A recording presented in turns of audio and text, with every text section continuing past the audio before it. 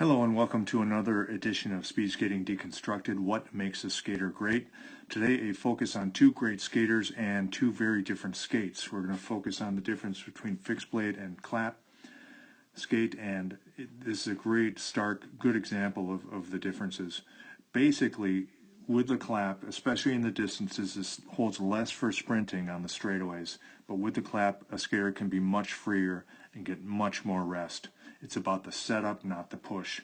I'll show you what I mean. So let's look. Here we are. We've got Koss here and Kramer at the same point of the push cycle. Basically, they're transferring their weight, moving with that lead. And what you notice first of all is direction of everything and the angles. Really severe angles here of the blade and of the body. Dipping into that push, a slight angle that way with the hip. Here, so watch Sven follow through here. It's so fast. The push is so fast, so much quicker push on the klap. Again, it's about the setup. It's all about where you are in space, about where you use your upper body, where your points of physics are into the ice, and you get into that moment very fast and you get out of that really rapidly. Now watch that compared to Koss, who was a great skater, but look how different this is. First of all, you know how I've said you don't want to push out to the side against nothing? With the klap, you don't do that. With the klap, you drive against the skate and drive everything away from it. So you're driving away from the skate. Imagining that skate is fixed, like it's fixed entity in space, and you drive everything hard down, you drive forward away from that skate and come over.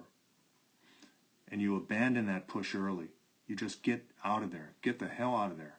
You line it up, set it up, and get out. Versus this type of technique where you line it up, set it up, and then this skate's down. Now there's a lot of time with two skates on the ice. And he's the best at doing this, so he minimizes that time with two skates on the ice, but it's still a lot. So this position requires a lot more muscle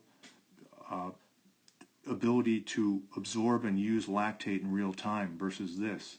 Skating on klaps is more cardiovascular for the distance than it was in Koss's day. This was much more lactate than this because you're much freer with the klap skate. So that's a physiological difference. But just look at how far he pushes out to the side after that skate is down. You do not see that on the klap. You see him moving with this lead much earlier and basically being done. You're not seeing, notice how this skate is not pushing out to the side, but he's going against it. So watch this. See that? See that? Versus what's moving? See, in this one, he's moving his left out away from his right. In this one, he's moving everything away from the skate very, very quickly. This is a slower push. This is a much faster push because, again, it's not about the push, it's about the setup to the push. I can't emphasize that enough. Also with the klap, you can get in and out of your push, which Kramer does very well, very hard to time it right.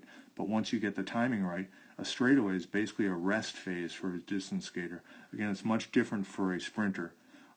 Sprinting is much more similar than distance skating on a straightaway with a klap versus fixed. So you've got a longer sustain with this, shorter sustain. There's almost no sustain. You're never static here. Much more static.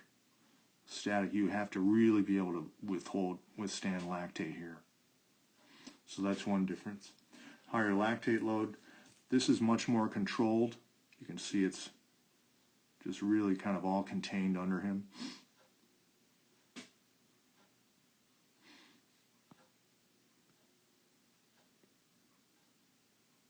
Really underneath.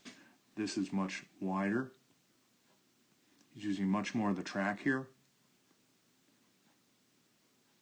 And again, just really throwing himself out over that skate. The time in the push is so minimal. But look how beautiful this is. Just really, really incredible lines. Versus this, let's go right to left here. Just way, way different. And Koss was the best technician at the time. So look at that. So big main differences. Angle of the blade, direction of push. What is a push? Here a push is an instant explosion into the ice as you abandon the push and go with the other one. Move with that lead. You move with the lead skate on this. Here, much more in the middle and much more pushing to the side. In those days, push to the side. The other thing is, remember, your upper body is much more involved with the klap skate because you use that upper body as a pendulum, and it puts you in a position to really put power down into the ice in a single explosive instant. Versus with the klap, upper body is much less involved. All you wanted to do basically was transfer your weight and try to come over the skate.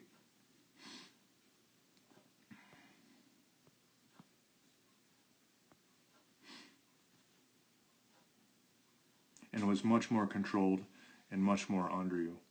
A lot less dynamic. Just really pretty tame. This is, I would say, tame. And this is severe. So I hope you can see the difference. Same point in pushes. And you'll notice pushing out to the side with a skate already on the ice. Here, you're not pushing, you're working against a fixed skate and driving everything against that skate away from it. And it's so fast. Absolute essential difference is how quickly the push is because the setup is so severe. This angle is so severe, you're off that so fast. Here, it's much longer time pushing. So I hope that makes sense. Please send comments to me. But it's just a different ball game in the straightaways and distances especially. It's about the setup, not the push. You want to be really out over that skate. You want to abandon that push early, get the hell out of there, get on the other skate, really compress at one single moment. And here it was much different.